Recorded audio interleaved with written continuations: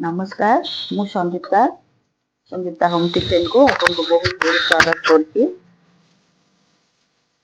आज मु बनैली आंब सड़ा बा आंबर पांपड़। से मुझे 1 किलो आंबर चीनी नहीं 1 किलो आंब दरकार 1 कप चीनी अब विनेगार 2 चामच नेबे। चलते स्टार्ट करवा आंब पांपड़। हमें आंब को ये ग्राइंडिंग करदवा।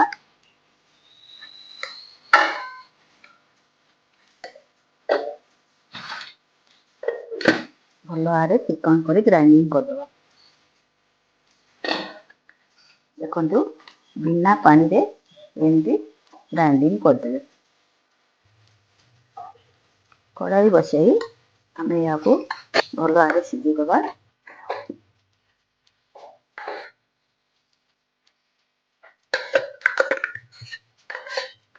बिना पानी रे आपण या करिए पानी देले खराब हो।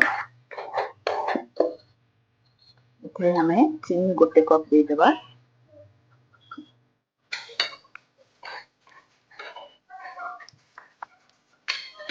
आउ 10 मिनिट बसेगा। भल भाव सीझला हमें सुखे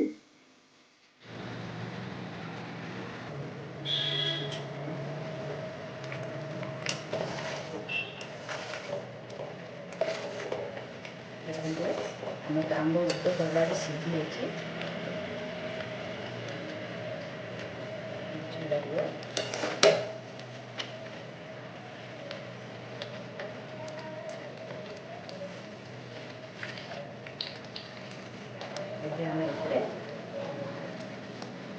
विनेगार 2 चामच देदेवा।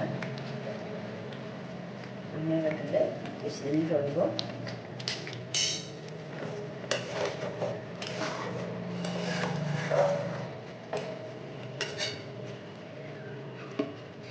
और 5 मिनट बसीदेवा।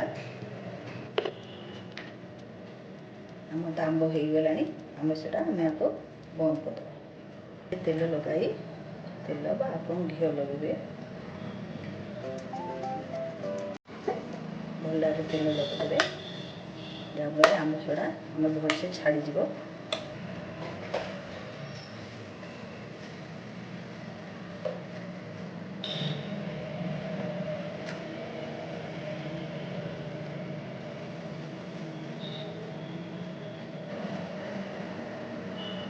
खरार या सुखेदेवे 2 दिन जदि फैन में सुखेबे ताले 4 दिन लगे।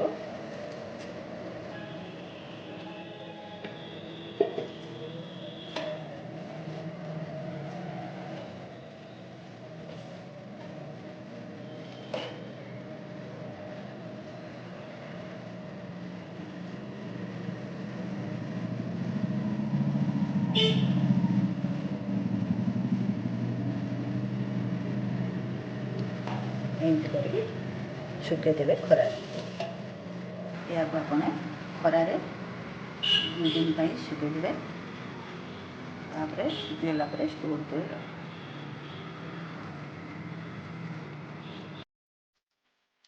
देखो 2 दिन सुखला आम आंब सड़ा बा आंब पापड़ केमती है।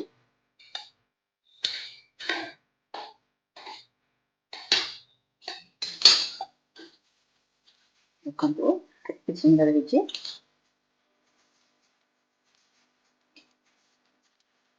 सुंदर है स्टोर कर रखिए।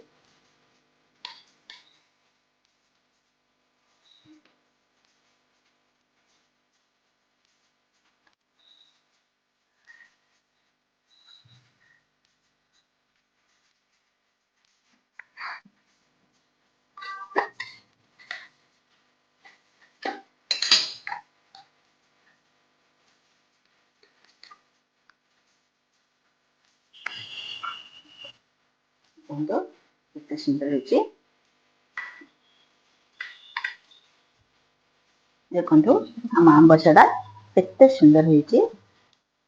आप पाचिला आंब आणिकी एमती करूँ बहुत भल लगे। आपको स्टोर करके रखिपारे। ପ୍ରସ୍ତୁତ ହେଇଗଲା ଆମର ଆମ୍ବ ସଢ଼ା ବା ଆମ୍ବ ପାମ୍ପଡ଼। ଯଦି ମୋର ରେସିପି ଗୁଡ଼ିକ ଆପଣଙ୍କୁ ଭଲ ଲାଗୁଛି ତାହେଲେ ଲାଇକ୍, ସେୟାର, ସବସ୍କ୍ରାଇବ୍ କରିବେ। ପାଖରେ ଥିବା ବେଲ୍ ଆଇକନ୍କୁ କ୍ଲିକ୍ କରିବେ, ଯାହାଦ୍ୱାରା ମୋର ନୂଆ ନୂଆ ଅପଲୋଡ଼ ହେଉଥିବା ଭିଡ଼ିଓ ଗୁଡ଼ିକ ଆପଣ ଦେଖିପାରିବେ।